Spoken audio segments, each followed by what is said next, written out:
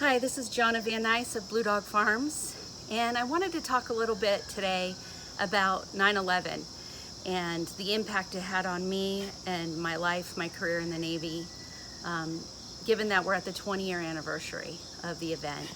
So on September 11th of 2001, I was stationed on board the USS Peleliu, LHA-5, and I was on my first deployment. I was actually in Darwin, Australia on 9/11 doing what every good sailor does. I was up a few $1,000s at the MGM Grand Blackjack tables, and we got the word of the attacks against the Twin Towers and the Pentagon. And things changed significantly for me, not only in my life on that day, but also in the Navy, in that when we left earlier that year, we were at peace Navy. And when we came back, we were a Navy at war. And that changed literally everything for how we operated in the Navy.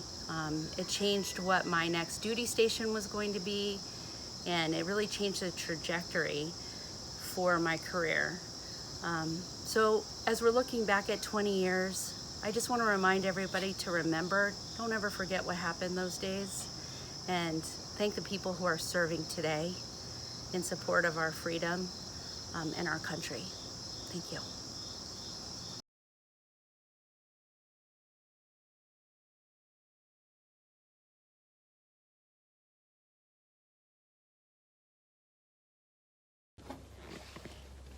I was a junior at Park High School on 9/11. I was in history class sitting next to my best friend at the time, and our history teacher pulled out the TV on the cart and was like, "You guys got to see this. Something crazy happened. They crashed into a building." And so he pulls out the TV, has it on, and we watched the second plane hit the building.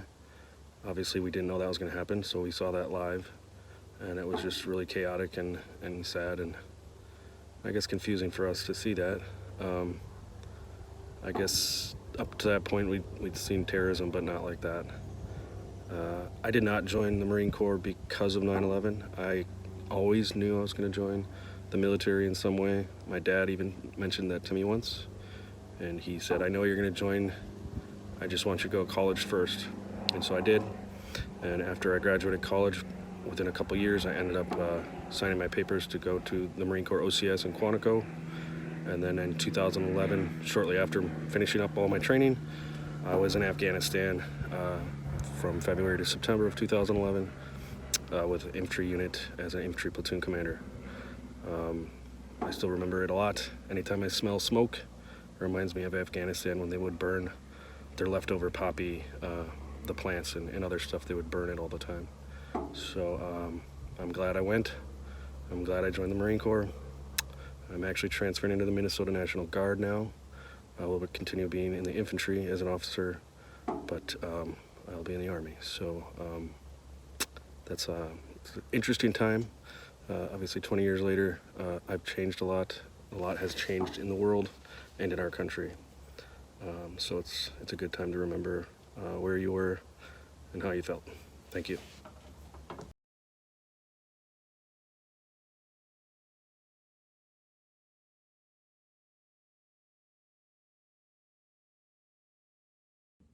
Hey everybody, Dave Coakley, United States Air Force vet, 1987 to 2007, and talking a little bit about the 9/11 and how that's impacted my career. So, my dates of service, you can see that 2000, I was almost 3/4 of the way through my career.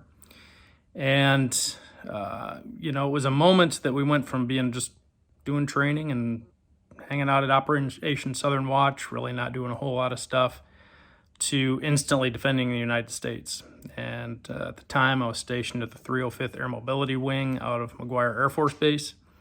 Worked on the KC-10A refuelers, and so, as you can imagine, our refueling aircraft were instantaneously called into action, not only to refuel over DC, New York, and up and down the East Coast, but also for the operations going on or that were about to go on in Afghanistan and Iraq. So it was an interesting time where everybody gelled together. We came up with the same mission. We knew we had things to do, but sadly, that's kind of fallen apart, and we're kind of right back where we started at, or even worse. But it was a time I'm glad I went through, but not one I want to go through again, if that makes any sense.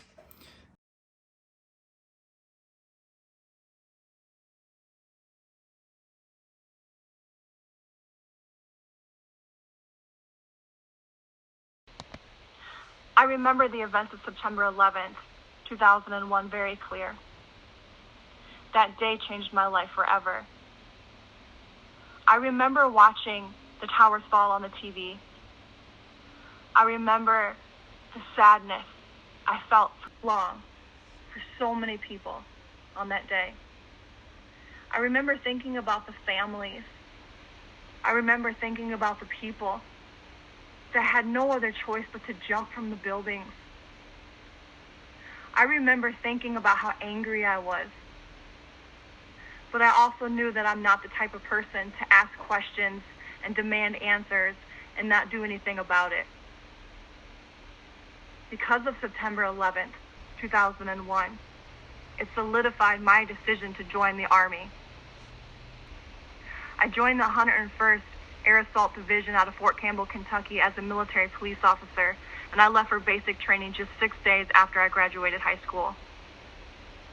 I deployed to Iraq in March of 2003, and I was injured by a roadside bomb in January of 2004, receiving the Purple Heart. Everything that happened and has happened in my life leading up to this point right now, while I record this video reflecting back on September 11th, was because of that day. That day impacted my life so much that I felt like I needed to do something about it. Though I was injured in the wars following the September 11th attacks, I wouldn't give it back for anything. Because on that recovery and that journey that I have led has led me here to be the owner and operator of Freedom Acres, South Dakota, with the slogan of grow, sustain, and recover. The people that are affected by September 11th, 2001, the families, the people that were passed away, the firemen and the first responders that are still struggling because of the circumstances that they were in, I am here too. And I think of you all the time. You are not alone.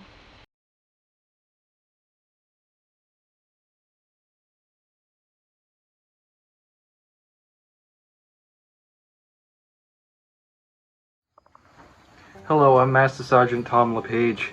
During September the 11th, 2001, I was a member of the Maine Air National Guard in South Portland, Maine. I'll never forget the day, September 11th, 2001. I was on coffee break at the phone company, and we'd heard that a plane had crashed into the World Trade Center. And at first we thought it was just a small single propeller plane because that had happened before. Following the incident at the South Tower, the Pentagon, and then Flight 93 in Pennsylvania, the aftershock of such just left everybody speechless, unable to move. It was just unfathomable. It was the word that I think that I would use. It was just so intense that such a thing could happen here.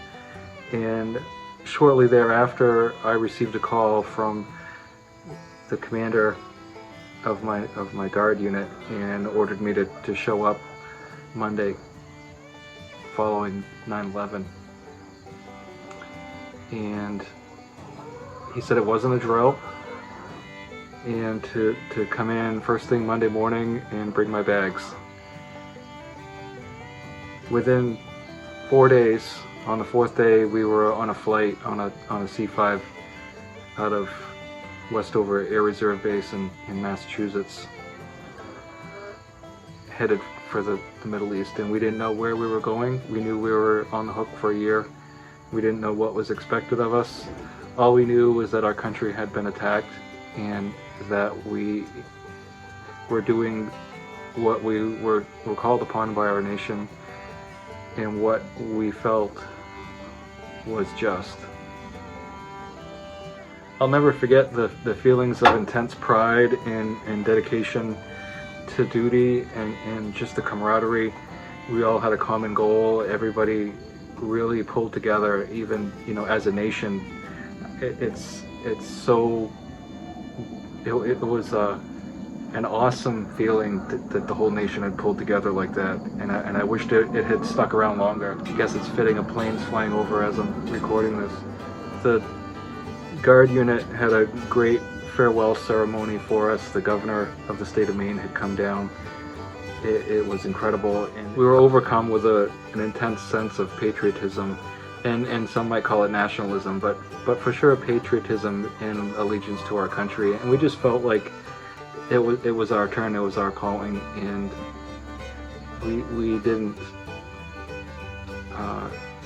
bat an eyelash about going. And it was a traumatic event in the fact that our nation had been attacked on its own soil, and the National Guard in the state of Maine hadn't been activated since 1951 in Korea, so we were the first group of people to be activated in over 50 years.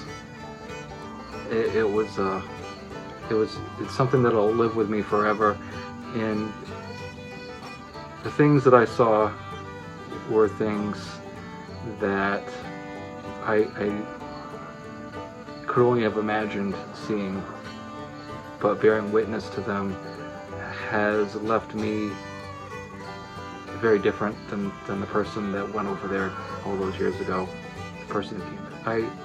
I guess what the takeaway is from all of it, it just gives me a sense of how great our country has become in terms of taking care of its veterans, and I'm eternally grateful for what I've received.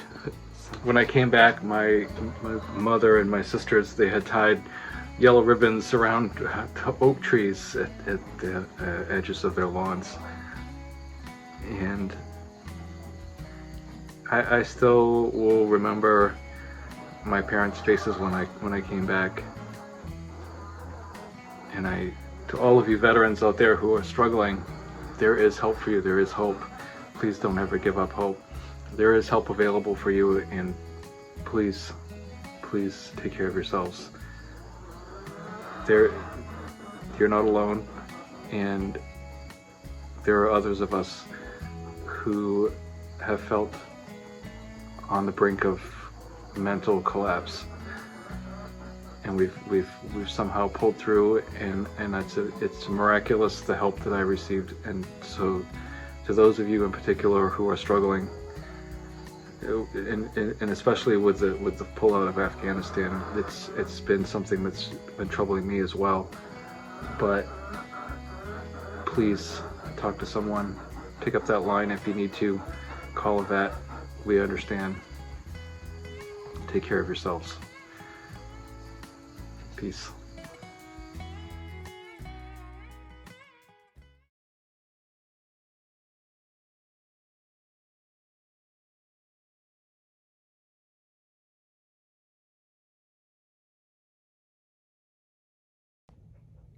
Our compassion, love, and understanding has us today as spouses and children to make sure we honor and acknowledge every single action that each and every one of you has done and is continuing to do for our country.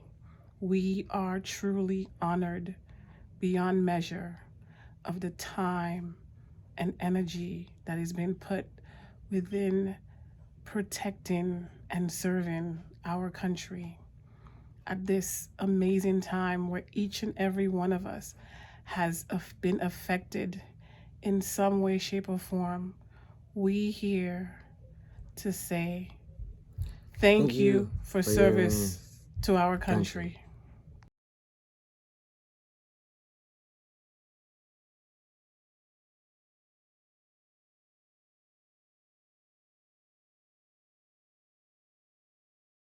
Like everybody, like every single American, 9/11 changed the trajectory of my life.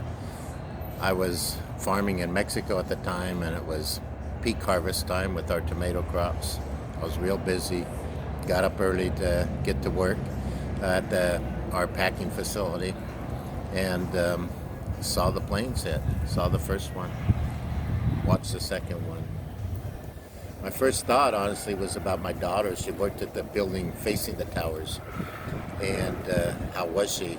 And it took us a while. I talked to my other daughters, who got a phone call from her fiance that he had been in touch with her, that she was alive and well and outside the building, and asked her to wait where she was, right across the street, watching everybody as they ran out of the building, as they fell to the ground in front of her. So it was a scary time. And they shut the border down to the U.S. for a couple weeks. We almost lost our business exporting vegetables to the U.S. We're a U.S. company. The sales were just crushed overnight.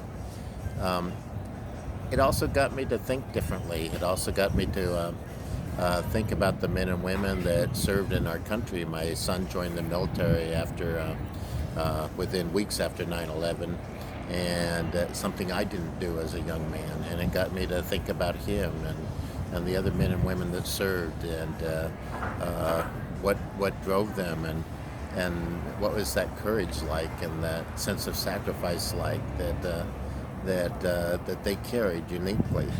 And FEC was born out of all those changes in me and changes in the country. I was a farmer. What could I do? I could help the veterans who came back, and help share with them my passion and my love for growing food and the opportunity it created. And that's where the Farmer Veteran Coalition was born.